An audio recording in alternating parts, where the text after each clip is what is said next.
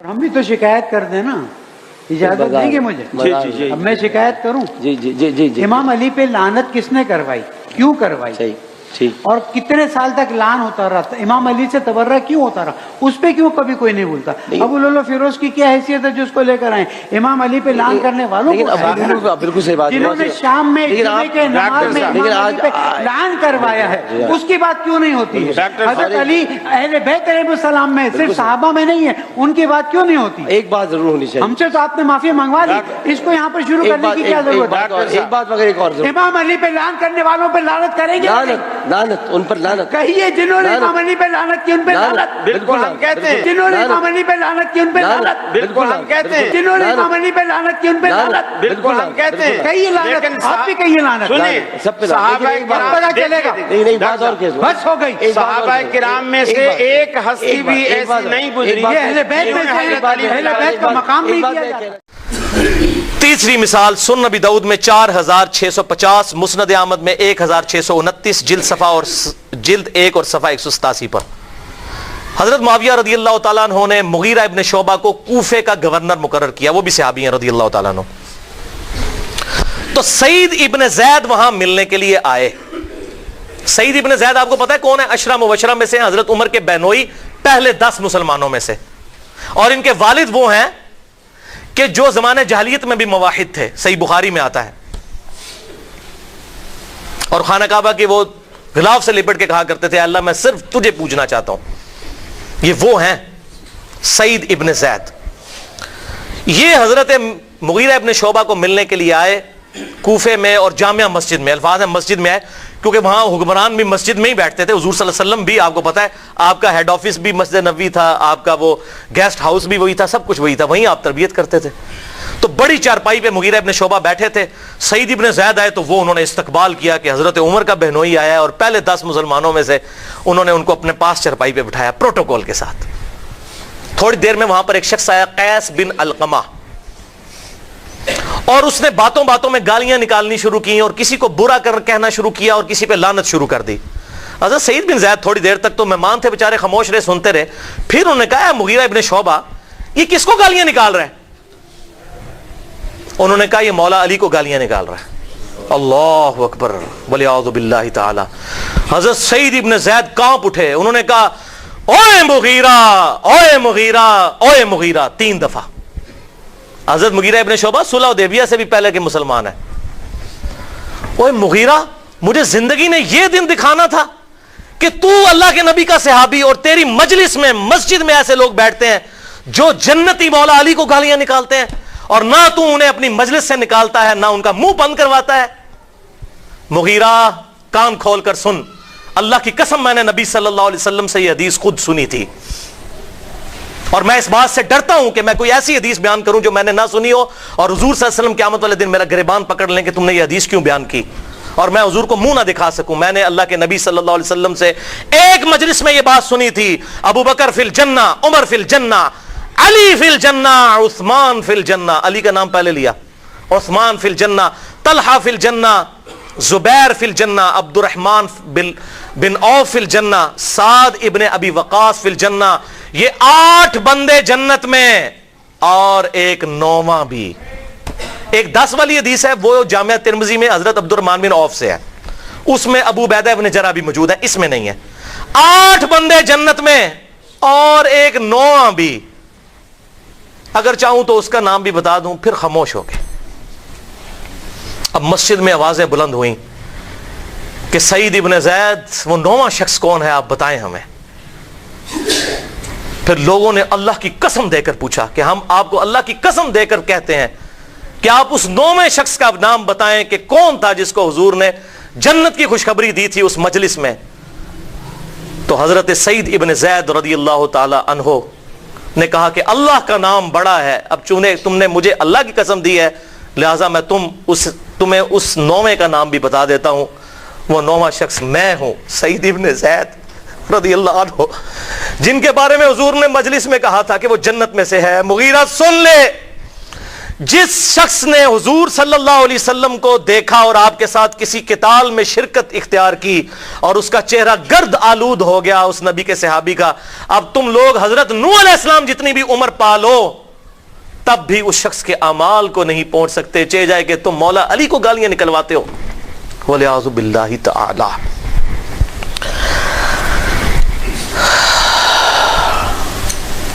اسی کانٹیکسٹ میں ایک اور حدیث سنن نبی داؤد میں 4648 اور سنن نسائی الکبریٰ میں 8208 ہے۔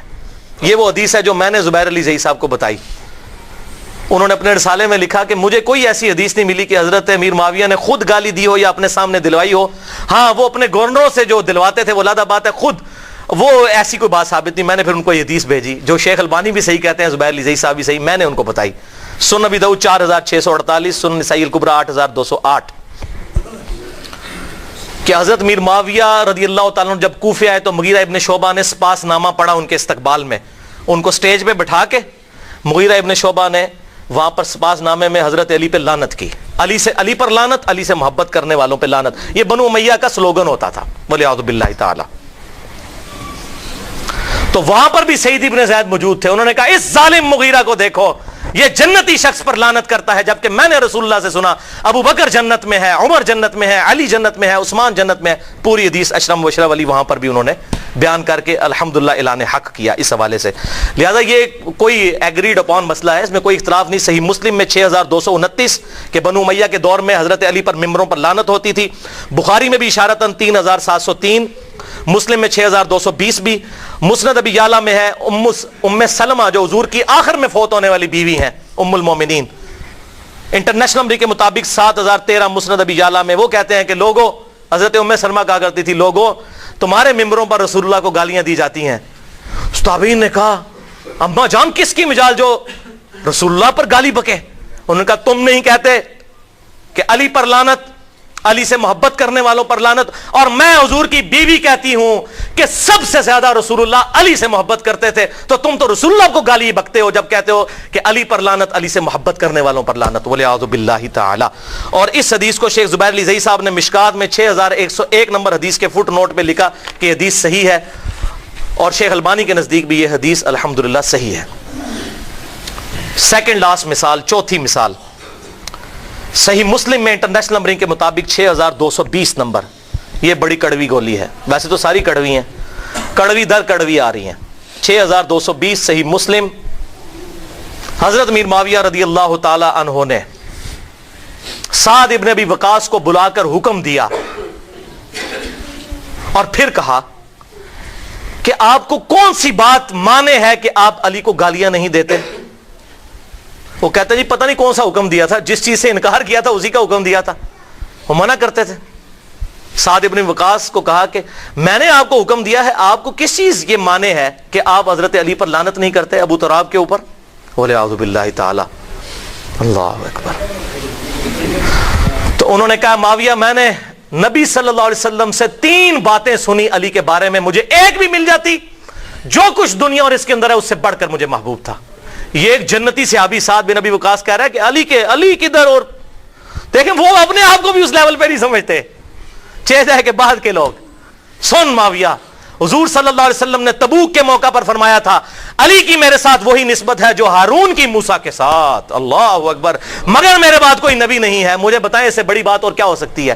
امام بخاری صحیح بخاری میں پہلی حدیث مولا علی کے چیپٹر میں یہی لے کر آئے ہیں، امام مسلم بھی یہی لے کر آئے ہیں کہ علی کی میرے ساتھ وہی نسبت ہے جو ہارون کی موسیٰ کے ساتھ، مگر میرے بعد کوئی نبی نہیں۔ اور معاویہ سن دوسرا، آپ صلی اللہ علیہ وسلم نے خیبر کے موقع پر فرمایا تھا کل اس شخص کے ہاتھ میں جھنڈا دوں گا جو اللہ اور اس کے رسول سے محبت کرتا ہے، اور اللہ اور اس کا رسول اس سے محبت کرتے ہیں، ہمیں تو پوری رات نیند ہی نہیں آئی کہ یہ شخص کون ہوگا۔ اور مسلم کے الفاظ ہیں، حضرت عمر کہتے ہیں یہ پہلا موقع تھا کہ مجھے بھی خواہش ہوئی کہ حضور جھنڈا کاش مجھے دے دیں، صحیح مسلم میں حضرت علی کے فضائل کے چیپٹر میں، لیکن علی کو دیا۔ حضور نے صبح کہا علی کدھر ہے؟ اشوب چشم تھا، اپنا لعاب دہن مبارک لگایا، شفا ہوئی الحمدللہ، دعا فرمائی، اپنے مبارک ہاتھوں سے زرہ باندھی، اور پھر کہا علی میدان جنگ میں بھی جانا، پہلے ان پر دعوت پیش کرنا، اگر تیری دعوت سے ایک بندہ بھی چینج ہو گیا سرخ اونٹوں سے بہتر ہے۔ اس سے پتہ چلا یہ جو لوگ دعوت کو نگیٹ کرتے ہیں، دعوت کوئی ضروری نہیں، دعوت بہت بڑی چیز ہے قتال کے میدان میں بھی۔ اور قرآن پاک کیا کہتا ہے؟ وجاہدہم بہ جہادا کبیرا فلا تطع الکافرین وجاہدہم بہ جہادا کبیرا، مت برا مانیے کافروں کی بات کا اور اس کتاب کے ذریعے ان کے ساتھ جہاد کیجیے. یہ مکی سورۃ الفرقان آیت نمبر 52. تو دعوت حق بھی بہت بڑا جہاد ہے الحمدللہ، جہاد کبیرہ قرآن میں اسے کہا گیا. دوسری بات ہوئی، تیسرا انہوں نے کہا کہ معاویہ سن، جب آیت مباہلہ نازل ہوئی سورہ آل عمران کی 61 نمبر آیت، جب کرسچنز کے علماء کے ساتھ حضور کا مباہلہ ہوا اور پھر قرآن کی آیت نازل ہوئی سورہ آل عمران 61 نمبر کہ تم بھی اپنے آپ کو لے آؤ، اپنی اولاد کو لے آؤ، عورتوں کو لے آؤ، ہم بھی لے آتے ہیں، اور پھر کھلے میدان میں کہتے ہیں جو جھوٹا ہے اس پہ اللہ کی لعنت ہو. تو حضور صلی اللہ علیہ وسلم حضرت علی، فاطمہ، حسن اور حسین کو لے کر نکلے اور کہا یہ اللہ میرے اہل بیت ہیں، مباہلے کے لیے میں لے آیا ہوں. تو حضور صلی اللہ علیہ وسلم کی یہ 3 خوشخبریاں، اور اسی کا ترک سنن نسائی الکبریٰ میں 8477 ہے کہ آپ صلی اللہ علیہ وسلم کی حدیث بیان کیا کرتے تھے سعد ابن ابی وقاص، اور جب لوگ ان سے ملنے آتے اور وہ لوگوں سے کہتے دیکھنا علی کو کبھی گالی نہ نکالنا. میں نے حضور صلی اللہ علیہ وسلم سے کئی باتیں علی کے بارے میں ایسی سنی ہیں، اور کہا کہ سعد بن ابی وقاص نے کہا کہ یہ حضرت امیر معاویہ اور ان کی پارٹی اگر میرے سر پر آرا بھی رکھ دے، سنن نسائی الکبریٰ 8477، اور مجھے اس وقت کہے کہ علی کو گالی نکال، میں آرا چلوا لوں گا، حضرت علی کو کبھی گالی نہیں نکالوں گا. میں نے حضور سے خود سنا ہوا ہے حضرت علی کے بارے میں ایسی بشارتیں، یہی والی بشارتیں الحمدللہ. اور صحیح مسلم میں حدیث ہے 6488 نمبر حدیث، اس سے آپ کو معاملہ اور کلیئر ہوگا. عبد الرحمن بن عوف رضی اللہ تعالیٰ عنہ شروع کے مسلمان ہیں. حضرت خالد ابن ولید بعد میں مسلمان ہوئے، صلح حدیبیہ کے بعد. فتح مکہ سے پہلے ہوئے لیکن صلح حدیبیہ کے بعد. عبد الرحمن بن خالد بن ولید نے رضی اللہ تعالیٰ عنہ عبد الرحمن بن عوف کو ایک دفعہ جذبات میں آ کے کوئی جھگڑا ہوا تو گالی دے دی. حضور صلی اللہ علیہ وسلم تک شکایت پہنچی، صحیح مسلم 6488. آپ نے حضرت خالد ابن ولید کو بلا کر ڈانٹا اور کہا خالد اب تم میرے صحابہ کو برا مت کہو. خالد بن ولید بھی صحابی تھے کہ نہیں؟ پھر ان کو کہا تم میرے صحابہ کو برا، ان کو علیحدہ کیوں کر دیا؟ اور بھائی خالد اس وقت صحابی تھا جب اسلام کا گولڈن پیریڈ شروع ہو چکا تھا، اور عبد الرحمن بن عوف اس وقت صحابی تھا جب صحابی کا مطلب پینٹی کھانا تھا. خالد بن ولید اس وقت صحابی ہوا جب صحابی نہ ہونا پینٹی کھانا تھا. زمین اسمان کا فرق ہے. اب تم میرے صحابہ کو برا مت کہو، اگر اب تم احد پہاڑ کے برابر بھی سونا خیرات کر دو، میرے صحابی کے ایک مد یعنی 600 گرام، آدھا کلو کو نہیں پہنچ سکتے، نہ اس کے آدھے کو، ایک پاؤ کو بھی نہیں. یہ حدیث آدھی بیان کرتے ہیں میرے صحابہ کو برا مت کہو. پوری حدیث بتاؤ یہ حضور نے کس کو کہا تھا؟ صحابہ کو کہا تھا کہ تم بعد والے صحابہ کو کہ میرے صحابہ کو برا مت کہو. ہم تو خیر جرت ہی نہیں کر سکتے نا. تو یہ تو صلح حدیبیہ کے وقت مسلمان ہوئے، اس کے بعد اور جو فتح مکہ کے بعد معافی مانگ کے مسلمان ہوئے، وہ ممبروں پر گالیاں نکالیں حضرت علی کو. تو حضور صلی اللہ علیہ وسلم کا کیا ایٹیچیوڈ ہو ان کے بارے میں وہ آپ نے سن لیا. کاٹ کھانے والی ملوکیت، حضور پہلے کہہ کے کاٹ کھانے والی ملوکیت. اور حضرت سفینہ نے کہہ دیا شریر ترین بادشاہت رضی اللہ تعالی عنہم اجمعین. تو آپ صلی اللہ علیہ وسلم نے حضرت خالد کو ڈانٹا. لہٰذا اس بات سے پتہ چلا کہ سب سے پہلے صحابہ اس چیز کے مصداق ہیں کہ وہ کسی صحابی کو گالی مت دیں. اور بخاری اور مسلم کی متفق علیہ حدیث ہے اگر میری بیٹی فاطمہ بھی چوری کرے میں اس کے بھی ہاتھ کٹوا دوں. اسلام کسی کو نسبت کی وجہ سے یہ اجازت نہیں دیتا کہ وہ کہ جی میں جو مرضی کرتا رہوں، وہ جی بخشا بخشا ہے. اس طرح نہیں ہوتا. جرم ہے، اس کے بعد کسی کے جرم کی وجہ سے کوئی کافر نہیں ہو جاتا، اور نہ یہ ہے کہ اس کی نیکیاں ضائع ہو جاتی ہیں. وہ اس کی غلطیاں اپنی جگہ، احترام اپنی جگہ پر رہے گا. اور یہاں پر میں حدیث بیان کر دوں صحیح بخاری میں 1393 نمبر حدیث کہ آپ صلی اللہ علیہ وسلم نے ارشاد فرمایا مردے کو گالی مت دو، وہ اپنے انجام کو پہنچ چکا. اگر اچھا تھا تو اللہ اس کے ساتھ اچھائی کر رہا ہوگا، برا تھا تو وہ اس کو گالی مت دو. تو اب مجھے بتائیں جن لوگوں نے ممبروں پر 60 سال تک حضرت علی کو گالی دی، حضرت علی تو فوت ہو چکے ہوئے تھے، ایک صحابی کو گالی دی اور اولو العزم صحابی کو، اور اس کی وفات کے بعد اب کتنی دشمنی نبھانی ہے.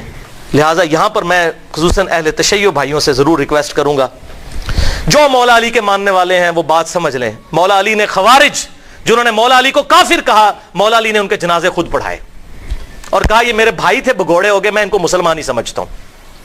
اپنے ہاتھوں سے دفن کیا، ان کی عورتوں کو لونڈیاں نہیں بنایا. اور جب جنازہ پڑھایا جاتا ہے اس میں دعائے مغفرت ہوتی ہے، اللہم اغفر لحینا و میتنا.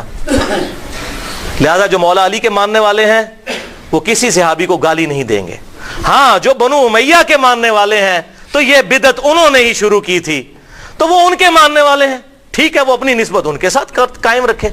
ہم تو الحمدللہ مولا علی کے ماننے والے ہیں، ہم بنو امیہ کے ماننے والے نہیں ہیں، اور نہ ہم معاویہ بن ابی سفیان یا عمر ابن عاص یا مغیرہ ابن شعبہ رضی اللہ عنہم اجمعین ان کے ٹریک پہ چڑھنے والے ہیں. ان کی اللہ تعالیٰ کا ان کا معاملہ اللہ کے سپرد، لیکن ان کی ان غلط چیزوں کے اوپر ہم چلنے والے نہیں. ہم حضرت علی کے ساتھی ہیں، ہم کسی بھی صحابی کو برا نہیں کہیں گے انشاءاللہ. لہذا توبہ کریں. جو بھی آپ کو رافضی نظر آئے صحابہ پر لعنت کرتے ہیں، کو تم حضرت معاویہ کی پارٹی کا آدمی ہے، تو مولا علی کی پارٹی کا آدمی نہیں ہے، اس لیے تو یہ کام کرتا ہے.